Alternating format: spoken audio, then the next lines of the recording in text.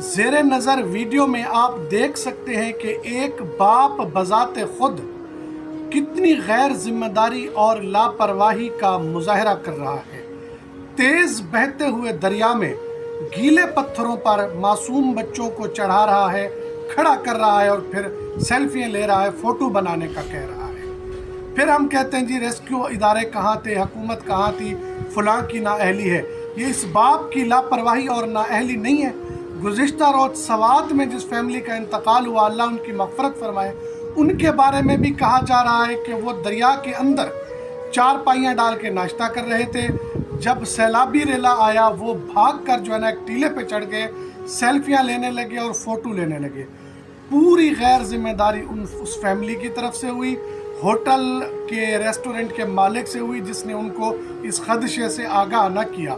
ٹھیک ہے، انتظامیہ صوبائی حکومتوں کی کمزوری ہے، لیکن سب سے پہلے احتیاط ہمیں خود برتنی ہوگی، اپنا خیال خود رکھنا ہوگا، بعد میں ہم کسی پر ذمہ داری ڈال سکتے ہیں۔